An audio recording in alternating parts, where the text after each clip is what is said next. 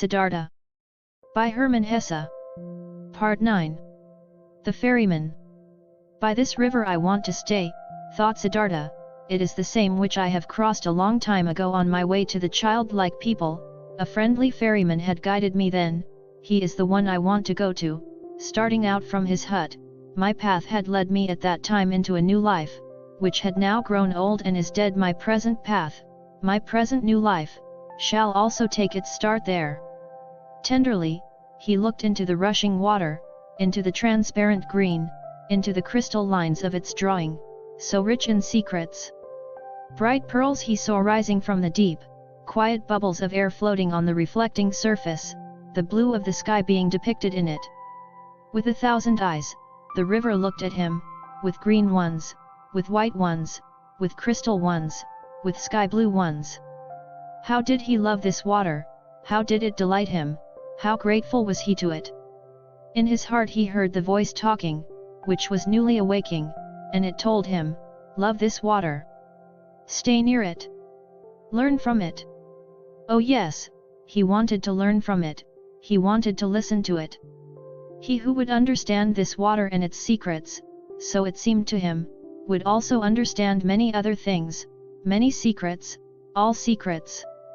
But out of all secrets of the river, he today only saw one. This one touched his soul.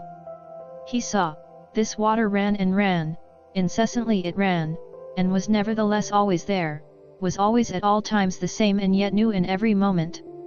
Great be he who would grasp this, understand this. He understood and grasped it not, only felt some idea of it stirring, a distant memory, divine voices. Siddhartha rose, the workings of hunger in his body became unbearable. In a daze he walked on, up the path by the bank, upriver, listened to the current, listened to the rumbling hunger in his body. When he reached the ferry, the boat was just ready, and the same ferryman who had once transported the young Samama across the river, stood in the boat. Siddhartha recognized him, he had also aged very much. "Would you like to ferry me over?" he asked. The ferryman, being astonished to see such an elegant man walking along and on foot, took him into his boat and pushed it off the bank. "It's a beautiful life you have chosen for yourself," the passenger spoke. "It must be beautiful to live by this water every day and to cruise on it." With a smile, the man at the oar moved from side to side.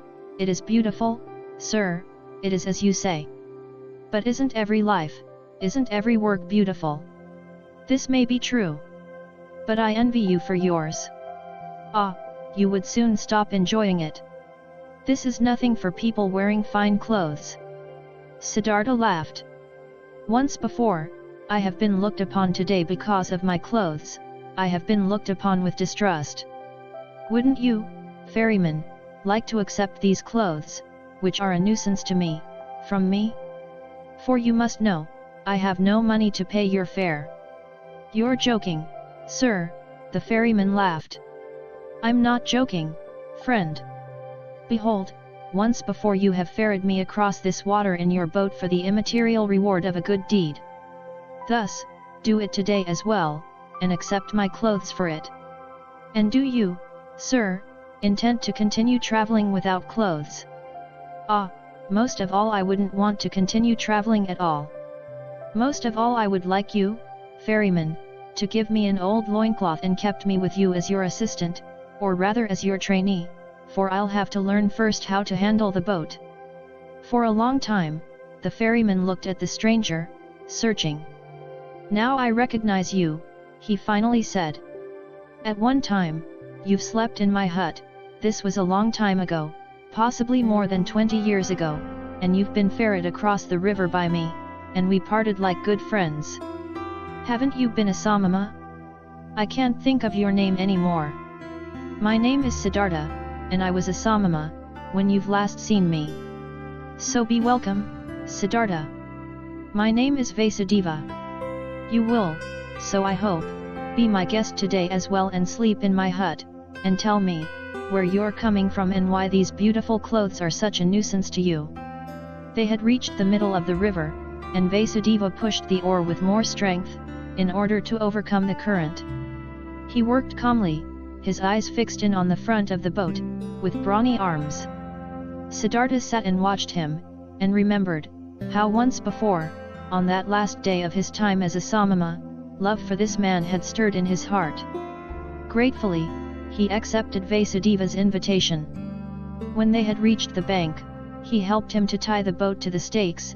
After this, the ferryman asked him to enter the hut, offered him bread and water, and Siddhartha ate with eager pleasure, and also ate with eager pleasure of the mango fruits Vasudeva offered him. Afterwards, it was almost the time of the sunset. They sat on a log by the bank, and Siddhartha told the ferryman about where he originally came from and about his life, as he had seen it before his eyes today, in that hour of despair. Until late at night, lasted his tale. Vasudeva listened with great attention. Listening carefully, he let everything enter his mind, birthplace and childhood, all that learning, all that searching, all joy, all distress. This was among the ferryman's virtues one of the greatest. Like only a few, he knew how to listen. Without him having spoken a word, the speaker sensed how Vasudeva let his words enter his mind, quiet, open, waiting, how he did not lose a single one, awaited not a single one with impatience, did not add his praise or rebuke, was just listening. Siddhartha felt, what a happy fortune it is, to confess to such a listener, to bury in his heart his own life, his own search, his own suffering. But in the end of Siddhartha's tale, when he spoke of the tree by the river, and of his deep fall, of the holy Om, and how he had felt such a love for the river after his slumber, the ferryman listened with twice the attention, entirely and completely absorbed by it, with his eyes closed. But when Siddhartha fell silent, and a long silence had occurred, then Vasudeva said, "It is as I thought. The river has spoken to you. It is your friend as well, it speaks to you as well. That is good, that is very good. Stay with me, Siddhartha, my friend. I used to have a wife, her bed was next to mine, but she has died a long time ago. For a long time, I have lived alone. Now, you shall live with me, there is space and food for both." "I thank you," said Siddhartha, "I thank you and accept. And I also thank you for this, Vasudeva, for listening to me so well. These people are rare who know how to listen. And I did not meet a single one who knew it as well as you did. I will also learn in this respect from you." "You will learn it," spoke Vasudeva, "but not from me. The river has taught me to listen, from it you will learn it as well. It knows everything, the river, everything can be learned from it. See, you've already learned this from the water too, that it is good to strive downwards, to sink, to seek depth. The rich and elegant Siddhartha is becoming an oarsman's servant, the learned Brahmin Siddhartha becomes a ferryman, this has also been told to you by the river. You'll learn that other thing from it as well." Quoth Siddhartha after a long pause, "What other thing, Vasudeva?" Vasudeva rose.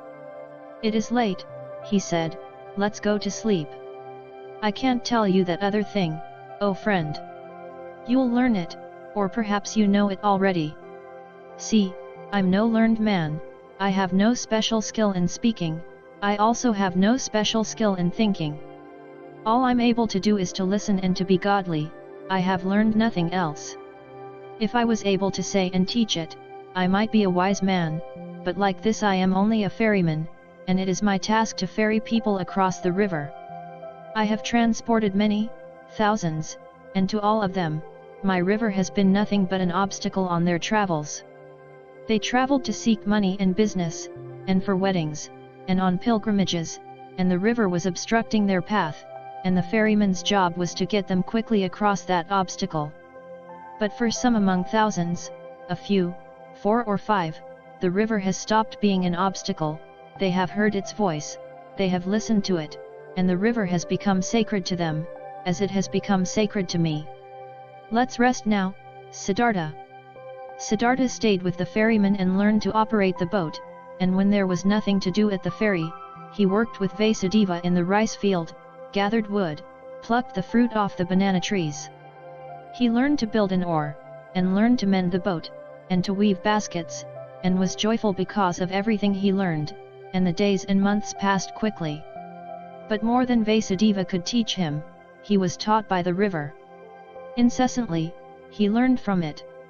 Most of all, he learned from it to listen, to pay close attention with a quiet heart, with a waiting, open soul, without passion, without a wish, without judgment, without an opinion. In a friendly manner, he lived side by side with Vasudeva, and occasionally they exchanged some words, few and at length thought about words.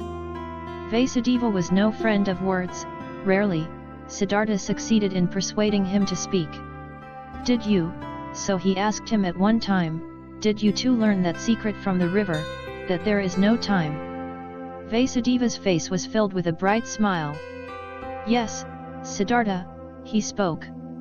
"It is this what you mean, isn't it, that the river is everywhere at once, at the source and at the mouth, at the waterfall, at the ferry, at the rapids, in the sea, in the mountains, everywhere at once, and that there is only the present time for it, not the shadow of the past, not the shadow of the future?" "This it is," said Siddhartha. "And when I had learned it, I looked at my life, and it was also a river, and the boy Siddhartha was only separated from the man Siddhartha and from the old man Siddhartha by a shadow, not by something real. Also, Siddhartha's previous births were no past, and his death and his return to Brahma was no future. Nothing was, nothing will be, everything is, everything has existence and is present." Siddhartha spoke with ecstasy, deeply. This enlightenment had delighted him. Oh, was not all suffering time? Were not all forms of tormenting oneself and being afraid time? Was not everything hard, everything hostile in the world gone and overcome as soon as one had overcome time, as soon as time would have been put out of existence by one's thoughts? In ecstatic delight, he had spoken, but Vasudeva smiled at him brightly and nodded in confirmation. Silently he nodded, brushed his hand over Siddhartha's shoulder, turned back to his work. And once again, when the river had just increased its flow in the rainy season and made a powerful noise, then said Siddhartha, "Isn't it so, O friend, the river has many voices, very many voices? Hasn't it the voice of a king, and of a warrior, and of a bull, and of a bird of the night, and of a woman giving birth, and of a sighing man, and 1,000 other voices more?" "So it is," Vasudeva nodded, "all voices of the creatures are in its voice. And do you know," Siddhartha continued, "what word it speaks, when you succeed in hearing all of its 10,000 voices at once?" Happily, Vasudeva's face was smiling. He bent over to Siddhartha and spoke the holy Om into his ear. And this had been the very thing which Siddhartha had also been hearing. And time after time, his smile became more similar to the ferryman's, became almost just as bright, almost just as thoroughly glowing with bliss, just as shining out of 1,000 small wrinkles, just as alike to a child's, just as alike to an old man's. Many travelers, seeing the two ferrymen, thought they were brothers. Often, they sat in the evening together by the bank on the log, said nothing, and both listened to the water, which was no water to them, but the voice of life, the voice of what exists, of what is eternally taking shape. And it happened from time to time that both, when listening to the river, thought of the same things, of a conversation from the day before yesterday, of one of their travelers, the face and fate of whom had occupied their thoughts, of death, of their childhood, and that they both in the same moment, when the river had been saying something good to them, looked at each other, both thinking precisely the same thing, both delighted about the same answer to the same question. There was something about this ferry and the two ferrymen which was transmitted to others, which many of the travelers felt. It happened occasionally that a traveler, after having looked at the face of one of the ferrymen, started to tell the story of his life, told about pains, confessed evil things, asked for comfort and advice. It happened occasionally that someone asked for permission to stay for a night with them to listen to the river. It also happened that curious people came, who had been told that there were two wise men, or sorcerers, or holy men living by that ferry. The curious people asked many questions, but they got no answers, and they found neither sorcerers nor wise men, they only found two friendly little old men, who seemed to be mute and to have become a bit strange and gaga. And the curious people laughed and were discussing how foolishly and gullibly the common people were spreading such empty rumors. The years passed by, and nobody counted them. Then, at one time, monks came by on a pilgrimage, followers of Gautama, the Buddha, who were asking to be ferried across the river, and by them the ferrymen were told that they were most hurriedly walking back to their great teacher, for the news had spread the exalted one was deadly sick and would soon die his last human death, in order to become one with the salvation. It was not long, until a new flock of monks came along on their pilgrimage, and another one, and the monks as well as most of the other travelers and people walking through the land spoke of nothing else than of Gautama and his impending death. And as people are flocking from everywhere and from all sides, when they are going to war or to the coronation of a king, and are gathering like ants in droves, thus they flocked, like being drawn on by a magic spell, to where the great Buddha was awaiting his death, where the huge event was to take place and the great perfected one of an era was to become one with the glory. Often, Siddhartha thought in those days of the dying wise man, the great teacher, whose voice had admonished nations and had awoken hundreds of thousands, whose voice he had also once heard, whose holy face he had also once seen with respect. Kindly, he thought of him, saw his path to perfection before his eyes, and remembered with a smile those words which he had once, as a young man, said to him, the exalted one. They had been, so it seemed to him, proud and precocious words. With a smile, he remembered them. For a long time he knew that there was nothing standing between Gautama and him anymore, though he was still unable to accept his teachings. No, there was no teaching a truly searching person, someone who truly wanted to find, could accept. But he who had found, he could approve of any teachings, every path, every goal. There was nothing standing between him and all the other thousand any more who lived in that what is eternal, who breathed what is divine. On one of these days, when so many went on a pilgrimage to the dying Buddha, Kamala also went to him, who used to be the most beautiful of the courtesans. A long time ago, she had retired from her previous life, had given her garden to the monks of Gautama as a gift, had taken her refuge in the teachings, was among the friends and benefactors of the pilgrims.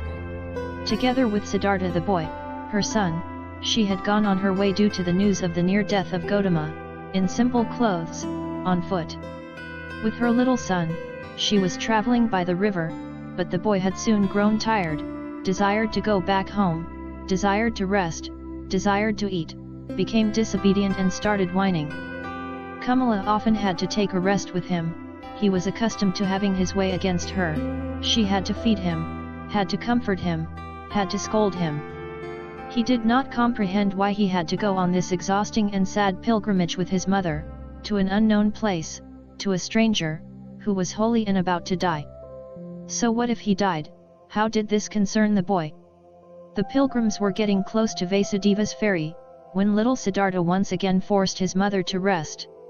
She, Kamala herself, had also become tired, and while the boy was chewing a banana, she crouched down on the ground, closed her eyes a bit, and rested. But suddenly, she uttered a wailing scream. The boy looked at her in fear and saw her face having grown pale from horror, and from under her dress, a small, black snake fled, by which Kamala had been bitten. Hurriedly, they now both ran along the path, in order to reach people, and got near to the ferry. There Kamala collapsed, and was not able to go any further. But the boy started crying miserably, only interrupting it to kiss and hug his mother, and she also joined his loud screams for help, until the sound reached Vasudeva's ears, who stood at the ferry. Quickly, he came walking, took the woman on his arms, carried her into the boat.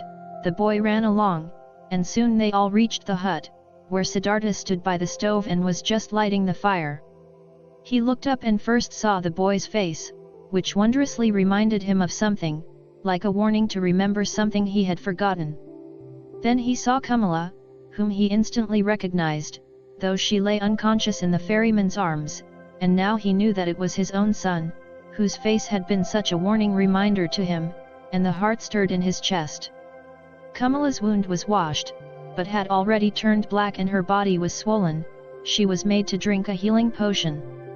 Her consciousness returned, she lay on Siddhartha's bed in the hut, and bent over her stood Siddhartha, who used to love her so much. It seemed like a dream to her. With a smile, she looked at her friend's face. Just slowly she realized her situation, remembered the bite, called timidly for the boy. "He's with you, don't worry," said Siddhartha. Kamala looked into his eyes. She spoke with a heavy tongue, paralyzed by the poison. "You've become old, my dear," she said, "you've become grey.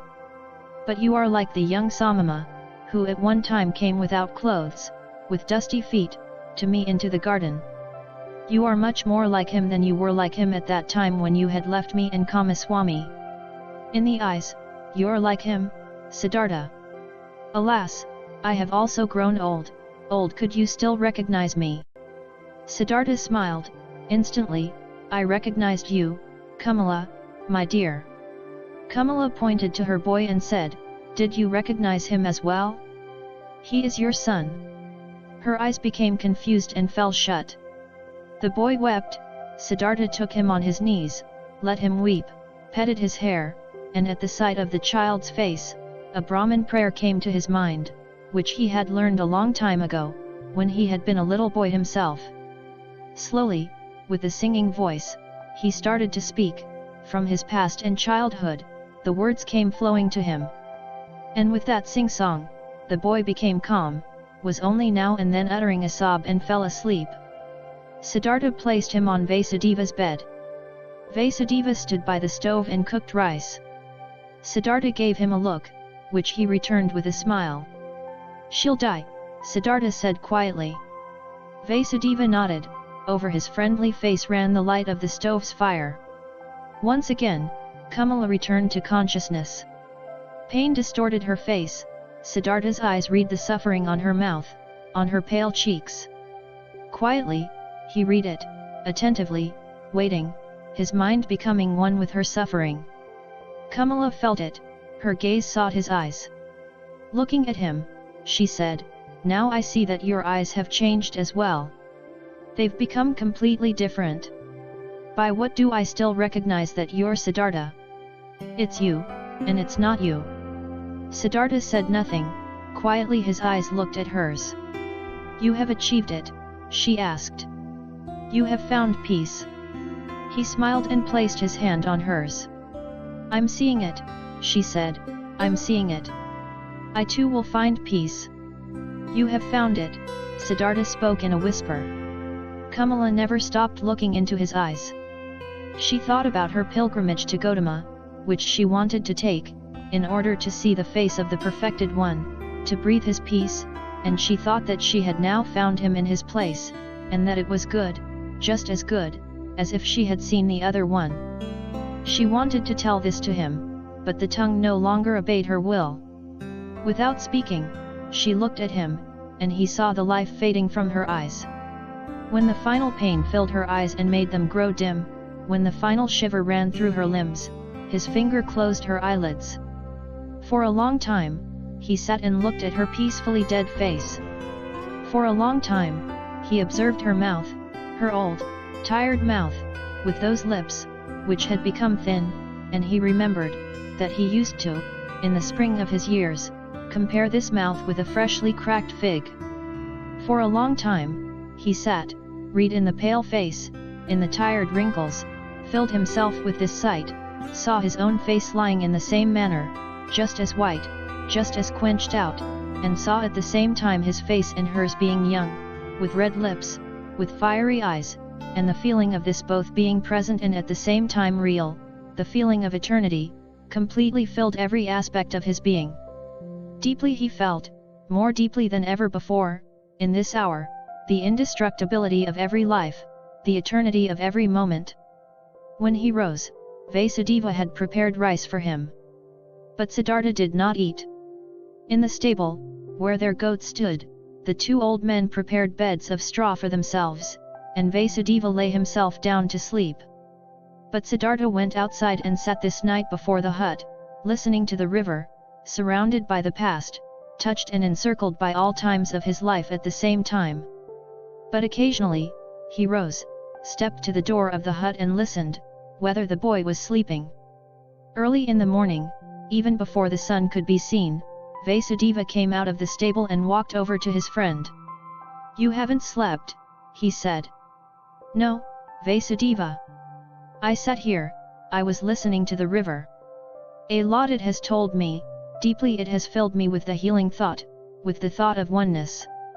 You've experienced suffering, Siddhartha, but I see, no sadness has entered your heart." "No, my dear, how should I be sad? I, who have been rich and happy, have become even richer and happier now. My son has been given to me. Your son shall be welcome to me as well. But now, Siddhartha, let's get to work, there is much to be done. Kamala has died on the same bed on which my wife had died a long time ago. Let us also build Kamala's funeral pile on the same hill on which I had then built my wife's funeral pile." While the boy was still asleep, they built the funeral pile.